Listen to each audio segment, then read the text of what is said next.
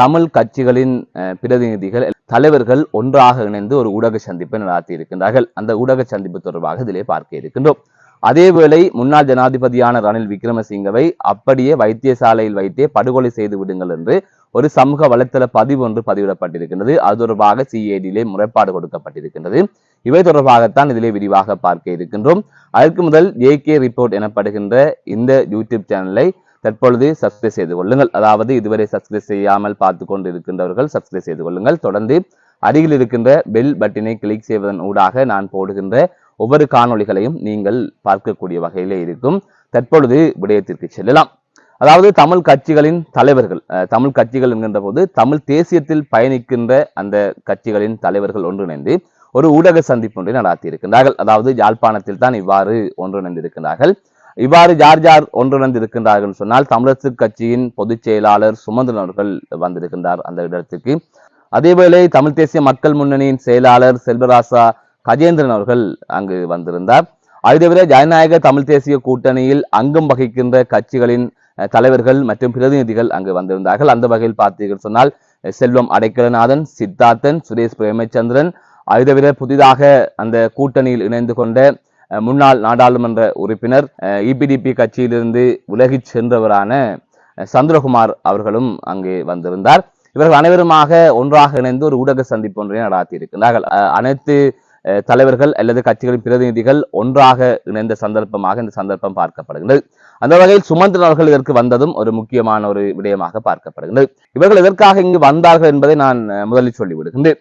அதாவது செம்மணி படுகொலை, அதாவது செம்மணி புதைகொலை சம்பந்தமாக சர்வதேச விசாரணைகளை வலியுறுத்தியும், அதேவேளை சர்வதேச நிபுணர்களின் கண்காணிப்பின் அடிப்படையில் தான் இந்த அகழ்வு மேற்கொள்ளப்பட வேண்டும் என்பதை வலியுறுத்தியும் வடக்கு கிழக்கு தலைவியர் ரீதியில் எதிர்வருகின்ற 29ஆம் தேதி கையெழுத்து பெற இருக்கின்றார்கள் என்று கூறப்படுகிறது. அதாவது கையெழுத்து போராட்டம் ஒன்று இடம்பெற இருக்கின்றது. அதற்காகத்தான் இவர்கள் அனைவருமே ஒன்றாக இணைந்து இந்த ஊடக சந்திப்பை நடாத்தி இருக்கின்றார்கள். எனவே நீண்ட காலமாக மக்கள் முன்வைக்கின்ற கோரிக்கை என்னவென்று சொன்னால், அனைவரும் ஒன்றிணைய வேண்டும் என்று. அனைவரும் ஒன்றிணைந்தால் போல் ஏதாவது நடந்து விடுமா என்று கேட்டால் நடந்து விடாது. ஆனால் இப்படி தனிச்சையாக இருக்காதுகள், ஒன்றிணைந்தால் ஏதாவது ஒன்றை செய்ய முடியும் என்று மக்கள் நம்புகின்றார்கள். ஆனால் இவ்வாறு இருக்கின்ற இந்த தலைவர்கள் அனைவருமே சுயநலவாதிகள், அனைவருமே டீல் அடிப்படையில் வேலை செய்கின்றவர்கள், அனைவருமே பதவி ஆசைகளில் தான் மாறி மாறி இந்த கூட்டணியில், அதாவது கூட்டமைப்பிலிருந்து பிரிந்தவர்கள்.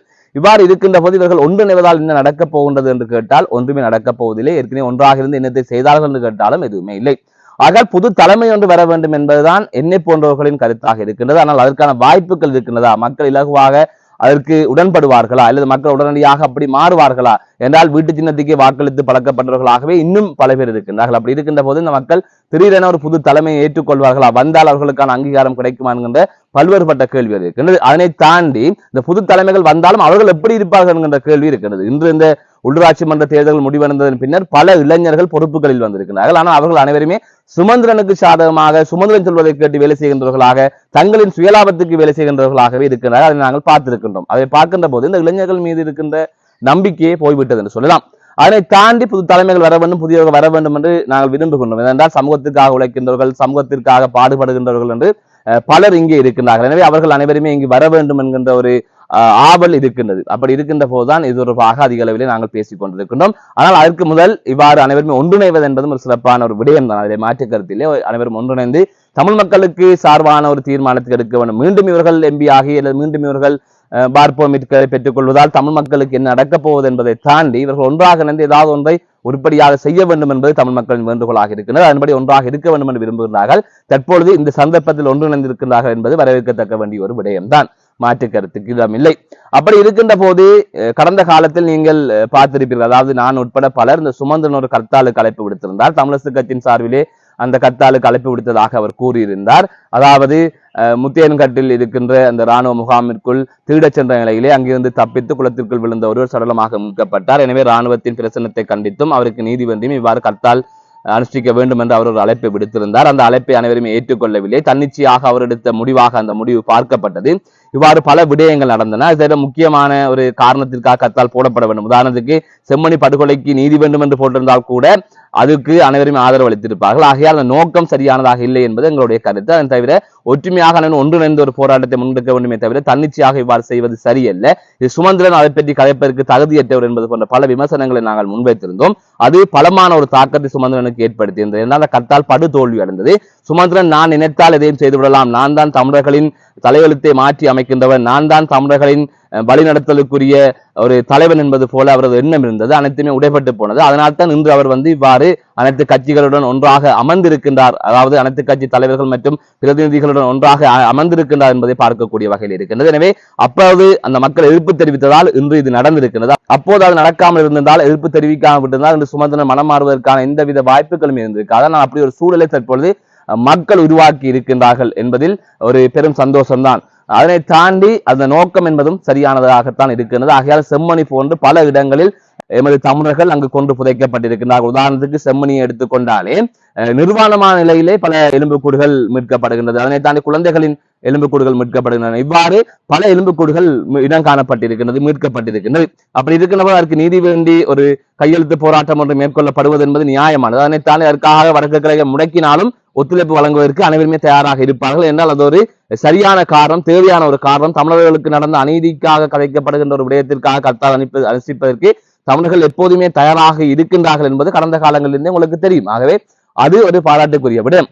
அதனை தாண்டி இன்னும் ஒரு செய்தி வழியாக இருந்தது என்னவென்று சொன்னால், ரணில் விக்ரமசிங்க அவர்கள் தற்பொழுது விளக்கமறியல் வைக்கப்பட்ட நிலையில் அதற்கு பிறகாக அவர் வைத்தியசாலையில் அனுமதிக்கப்பட்டிருக்கின்றார். தற்பொழுது கொழும்பு தேசிய வைத்தியசாலையிலே சிகிச்சை பெற்று வருகின்றார். நாளைய தினம் நீதிமன்றத்தில் அவரை முன்னிலைப்படுத்துவதற்கான நடவடிக்கைகள் மேற்கொள்ளப்பட்டுக் கொண்டிருக்கின்றது. பல தலைவர்கள், அதாவது எதிர்கட்சியில் இருக்கின்ற பல தலைவர்கள் அவரை சென்று சந்தித்து வருகின்றார்கள். அதே அவரும் அந்த தலைவர்களிடம் கூறியிருக்கிறார், அனைவரும் ஒற்றுமையாக இருங்கள், ஜனநாயகத்தை நிலைநாட்டுங்கள் என்று. அதனை தாண்டி ஐக்கிய தேசிய கட்சியைச் சேர்ந்த முக்கியஸ்தர்கள், தூதுவர்களையும் அதே மனித உரிமை செயற்பாட்டாளர்களையும் சந்தித்து வருகின்றார்கள். ரணிலுக்கு நடந்த இந்த விடயங்கள், இந்த கைது தொடர்பாக விளக்கம் அளித்து வருகின்றார்கள். இவ்வாறு பரபரப்பாக இருக்கின்றது நாடு.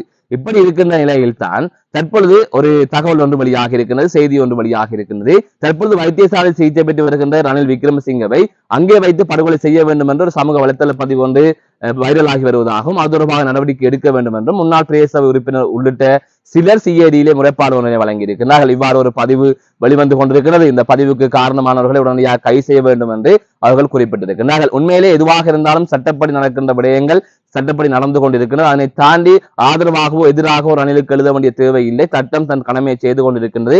எனவே ரணில் விக்ரமசிங்க அவர்கள் உயிரிழந்து விட்டார் என்று தலைப்பை போட்டுவிட்டு கேள்விக்குரிய போடுகின்றார்கள் சில யூடியூபர்கள், அதாவது யூடியூப் செய்தி சேனல் நடத்துகின்றவர்கள் அப்படி போடுகின்றார்கள். அதனை தாண்டி சிலர் ரணிலை அங்கே வைத்து படுகொலை செய்ய வேண்டும் என்று கூறுகின்றார்கள். ஆகையால் இவ்வாறு ஒரு பொறுப்பேற்ற முறையில் பலர் நடந்து கொள்கின்றார்கள். இது ஒரு ஜனநாயக முறை அல்ல. அதனை தாண்டி சட்டம் தனது கடமைகளை செய்து கொண்டு இருக்கின்றது என்பதற்கு மறுப்பு இல்லை. இந்த நிலையில் தான் இவ்வாறு ஒரு முறைப்பாடு வழங்கப்பட்டிருக்கின்றது. இது தொடர்பான செய்தியும் வெளியாக இருக்கின்றது. மீண்டும் ஒரு காணொலி சந்திக்கின்றேன். நான் நடராசா ஜெயகாந்தன். ஜேகே ரிப்போர்ட் எனப்படுகின்ற இந்த யூடியூப் சேனலை தற்பொழுது சப்ஸ்கிரைப் செய்து கொள்ளுங்கள். அதாவது இதுவரை சப்ஸ்கிரைப் செய்யாமல் பார்த்து கொண்டு இருக்கின்றவர்கள் சப்ஸ்கிரைப் செய்து கொள்ளுங்கள். தொடர்ந்து அருகில் இருக்கின்ற பெல் பட்டினை கிளிக் செய்வதன் ஊடாக நான் போடுகின்ற ஒவ்வொரு காணொளிகளையும் நீங்கள் பார்க்கக்கூடிய வகையிலே இருக்கும்.